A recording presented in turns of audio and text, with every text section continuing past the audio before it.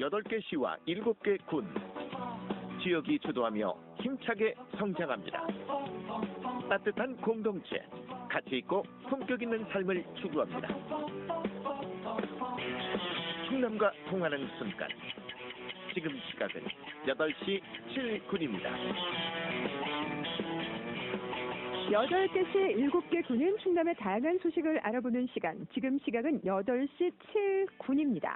오늘도 복잡한 노동법부터 한 주간의 뜨거운 노동계 이슈까지 충남 지역 노동 현장의 생생한 목소리를 들어보겠습니다.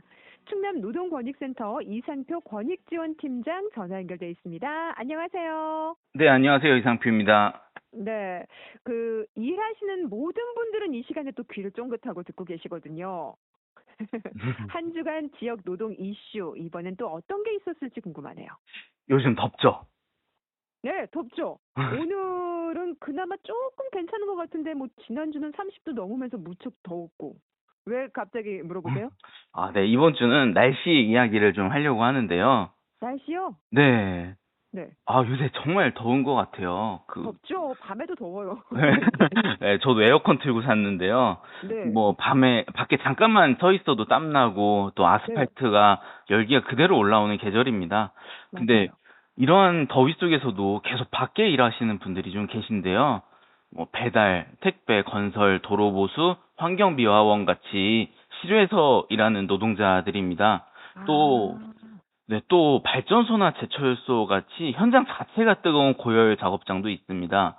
오늘은 이런 여름철 혹서기 노동자 안전 문제를 한번 이야기해보고자 합니다. 네, 이분들의 안전. 어제도 저희가 이동 노동자분들을 위한 쉼터 이야기하면서 너무 힘들고 그럴 때는 쉴 곳이 없으니까 쉼터를 찾아주세요. 이런 이야기를 전해드렸거든요. 네. 그러니까 날씨가 더우면 누구나 힘들지만 밖에서 일하는 분들은 특히 더 힘들죠. 네, 맞아요. 우리가 느끼는 더위와 노동 현장의 더위는 다릅니다. 예를 들어 배달 노동자는 하루 종일 뜨거운 오토바이를 타고 뜨거운 도로 위를 이동하고요. 택배 노동자는 물건을 싣고 내리고 계단을 오르고 내리고 계속 걸어 다니고, 또 건설 노동자는 뜨거운 태양에 달궈진 철근 형틀을 메고 일을 해야 됩니다. 또 도로보수 노동자는 그 아스팔트 위에서 일을 해야 되고요. 그래서 더운 날 밖에 그냥 있는 게 아니라 뜨거운 환경에서 몸을 계속 움직이고 또 체온은 올라가고 탈수 탈진 위험이 대단히 높아집니다. 그러니까 이분들 이제 밖에서 일할 때 보면 땀이 비 오듯 한다. 이 네. 말이 진짜 딱 맞거든요. 맞아요. 아스팔트 위에서 일하시는 분들 체감 온도는 진짜 훨씬 더 높아지죠. 네, 다들 아스팔트 위를 한 번씩 걸어보신 경험이 있을 텐데요. 네. 아스팔트는 햇볕을 흡수하고 열을 뿜어내기 때문에 기온이 33도면 엄청 더운 날씨는 아니지만 도로 위에서는 그 열기가 훨씬 강하게 느껴지고요. 배달, 택배 노동자 이런 분들은 그 위를 계속 이동하고, 또 여기에 헬멧, 안전화, 장갑, 작업복을 착용하면 이 아이고. 몸의 열이 빠져나가기 어렵습니다. 그래서 여름철 옥외 노동은 그냥 조금 덥다, 또 불편하다, 땀이 비처럼 내린다 이런 문제라기보다도 더 넘어서 건강과 생명에 직접 연결되는 문제입니다. 그래서 충청남도 노동권익센터에서도 관련 캠페인을 진행하신다면서요. 네. 어제도 이동 노동자 쉼터 이야기도 하셨는데 저희 네네. 센터에서도 혹서기 옥외 노동자, 특히 이동 노동자를 위한 생수 나눔 캠페인을 좀 진행합니다. 이 배달 택배처럼 밖에 일하는 노동자가 주요 대상이고 사전에 신청한 사업장을 대상으로 현장에 지급을 하고 있는데요. 물론 생수 한 병 마신다고 이 모든 문제를 해결할 수는 없습니다. 그러나 이런 캠페인을 통해서 옥외 노동자의 노동 환경을 일깨우고 또 사회적 경각심을 일으킨다는데 좀 큰 의미가 있다라고 생각합니다. 정말 수시로 물 드시는 거 사실 중요합니다. 네. 늘 강조해드리고 말씀드리는데 물 자주 마시세요. 습관처럼 마시세요. 이런 거 진짜 저희가 얘기하고 있잖아요. 네, 맞아요. 온열 질환이 갑자기 막 오는 것처럼 보이지만 실제로는 몸에서 계속 신호를 보낸다고 해요. 갑자기 땀을 많이 흘리고 어지럽고 숨이 가빠지고 심장이 빠르게 뛰고 몸에 힘이 빠지고 이런 증상들이 생기는데 현장에서는 이제 체력이 딸리는 것과 구분하기 어려우니까 덥고 체력이 딸려서 그렇다 하면서 조금 더 하자라는 경우가 많은데요. 여름철에는 이렇게 참는 게 정말 위험하고 즉시 좀 작업을 멈춰야 되고 시원한 곳으로 이동하고 물 마시고 또 상태가 나아지지 않으면 의료기관으로 가셔서 응급 상황을 좀 대처해야 되지 않을까 합니다. 네, 물 자주 드시고 시원한 곳 그늘 찾으시고 네. 좀 일하시면서도 좀 더 해야지 아직 쉬는 시간 아니야 이게 아니야 좀 자주 쉬어주시고 이게 중요하거든요. 네, 맞아요. 특히 더 조심해야 하는 분들이 있잖아요. 취약한 분들. 기저질환 있는 분들은 훨씬 더 조심하셔야 됩니다. 음. 고혈압, 심장질환, 심근경색 병력이 있거나 당뇨, 신장질환 있는 분들은 정말 위험하고 나이가 많으신 분도 위험합니다. 근데 저는 특히 위험하다고 생각하시는 분들이 새로 일을 시작하시는 분들입니다. 왜요? 몸이 아직 더운 작업 환경을 적응하지 못했어 이런 경우거든요. 아. 네, 그래서 새로 오신 분들이 너 몸이 힘든데 내가 오랜만에 일하니까 체력이 딸린다라고 생각하시면서 무리하게 일을 하시다가 쓰러지는 경우가 꽤 많습니다. 그래서 이 사업주이신 분들이 혹시 이 방송을 듣고 계시면 노동자 개인에게 조심하라고만 말을 하는 게 아니라 작업 전에 건강 상태를 체크하고 적응할 시간을 주고 또 조장이나 팀장이나 반장이 또 몸 상태를 살필 수 있도록 지시할 필요도 있습니다. 그러니까 휴식 시간도 좀 자주 주셨으면 좋겠어요. 네, 맞아요. 물론 일도 이제 열심히 해야 되고 맞춰야 되는 뭐 시간이 있고 기한이 있고 그렇겠지만 더울 때는 사람이 먼저니까. 맞아요. 그러니까 작년에도 폭염과 관련한 사망 그 보도가 있었어요. 그렇죠? 네, 지난해는 여름에 폭염 속 택배 현장에서 그 짧은 기간에 노동자 3명이 연달아 숨졌다는 보도가 있었고요. 아유 참. 네, 그래서 이거는 사회적인 문제도 많이 됐었고 재작년에는 에어컨 설치 기사가 폭염에 사망을 했었는데 사실 이 사건이 제일 안타까웠던 건 열사병 증세를 호소했지만 사업주가 제대로 된 대응을 하지 않아 사망했습니다.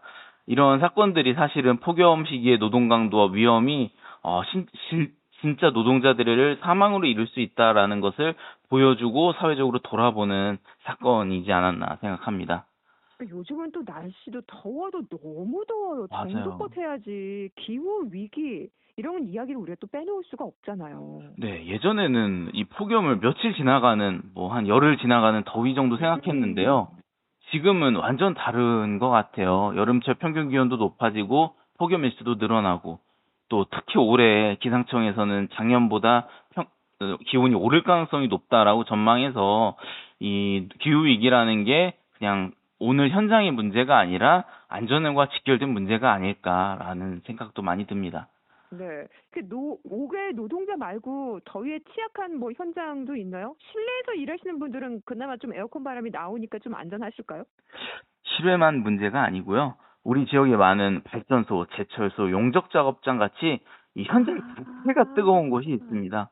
실제로 이런 데 가시면 기계열이나 이제 철판의 복사열, 용접 연기, 또 환기가 잘 안 되는 구조까지 겹치면 실외라서 매우 위험하고 정말 여기는 밖에보다 더 숨이 턱턱 막힌다는 생각이 들더라고요.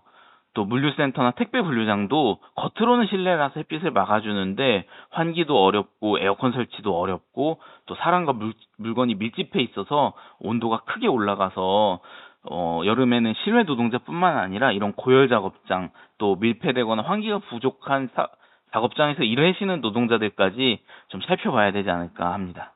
그러니까 이럴 때 사업주가 어떤 조치를 좀 빼놓지 않고 해야 될까요? 이거는 꼭 좀 외워주셨으면 좋겠는데요. 물 휴식 그늘입니다. 네, 시원하고 깨끗한 물, 또 그늘이나 냉방이 되는 휴게 공간, 또 정해진 시간마다 쉴 수 있어야 되고요. 이건 기온이 높을 때 더 엄격하게 좀 조치해야 되지 않을까 합니다. 이게 휴식이 참 어려운 문제인데 형식적으로 부여하는 경우가 너무 많아요. 그래서 쉬는 시간에 휴게실이 멀리 있어서 또 그늘이 없는 휴게 시간을 만들어 놓는 경우가 있는데요.